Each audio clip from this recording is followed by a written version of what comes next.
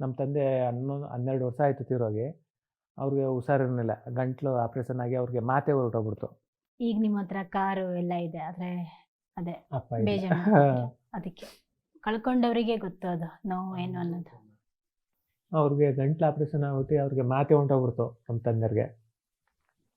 ಕೊನೆ ಟೈಮ್ ಆ ಸಾಯೋ ಟೈಮಲ್ಲಿ ನಮ್ಮ ಜೊತೆ ಏನಾರು ಮಾತಾಡಬೇಕು ಅಂದ್ರೆ ಅವ್ರು ಏನೋ ಅಂತ ಅಂದರು, ನಮಗೆ ಕೇಳಿಸ್ತಿರ್ಲಿಲ್ಲ. ಕೆಲವೊಂದು ಟೈಮ್ನಲ್ಲಿ ಪೆನ್ನು ಪೇಪರಲ್ಲಿ ಬರೆದು ಹೇಳೋರು. ಎಷ್ಟು ವರ್ಷ ಆಗಿತ್ತು ಸರ್? ನಮ್ಮ ತಂದೆ ಅದೇ ಸತ್ತಿ 12 ವರ್ಷ ಆಯಿತು. ಅಲ್ಲ, ಎಷ್ಟು ವರ್ಷ ಆ ಥರ ಆಯಿತು ಪಾಪ ಅವ್ರಿಗೆ? ಅವ್ರು ಹೆಚ್ಚು ಕಡಿಮೆ ಅವ್ರಿಗೆ 1.5 ವರ್ಷ ಬರೀ ಪೇಷೆಂಟಾಗಿ ಒದ್ದಾಡಿದ್ರು.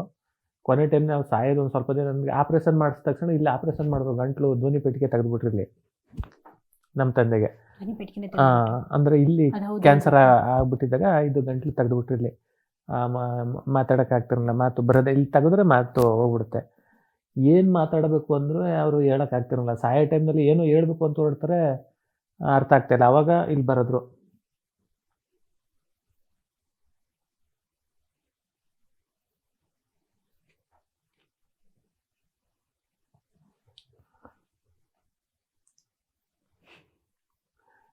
ಏನಂದರೆ, ನಿಮ್ಮ ತಾಯಿನ ಚೆನ್ನಾಗಿ ನೋಡ್ಕೊಳ್ಳಿ, ನೀವು ಚೆನ್ನಾಗಿರಿ ಅಂತ.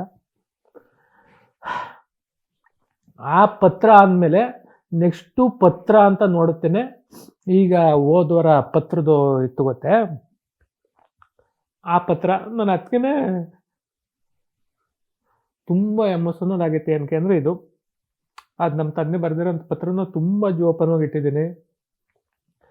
ಬೈ ಚಾನ್ಸ್ ಏನೋ ಒಂದು ಟಾಸ್ಕ್ ವಿಚಾರದಲ್ಲಿ ಬೈ ಚಾನ್ಸ್ ಆ ಪತ್ರನೇ ತಂದುಬಿಟ್ಟಿದ್ರೆ ಒರಿಜಿನಲ್ಲ, ಅಥವಾ ನಮ್ಮಮ್ಮ ಏನೋ ಬರೆದಿದ್ರೆ ಬೈ ಚಾನ್ಸ್ ಆ ಪತ್ರ ಏನಾರ ಈಗ ಒರಿಜಿನಲ್ ನಮ್ಮ ತಂದೆದ ನೆನಪಿಗೋಸ್ಕರ ಇಟ್ಕೊಂಡಿದ್ದೀನಿ, ಅದನ್ನೇ ಹಾಕ್ಬಿಟ್ಟು ಹರಿದೋಗ್ಬಿಟ್ರೆ ಅಂತ ಈ ಥರ ಎಲ್ಲ ಕಾಡೋಕ್ಕೆ ಶುರು ಆಗ್ಬಿಡ್ತು.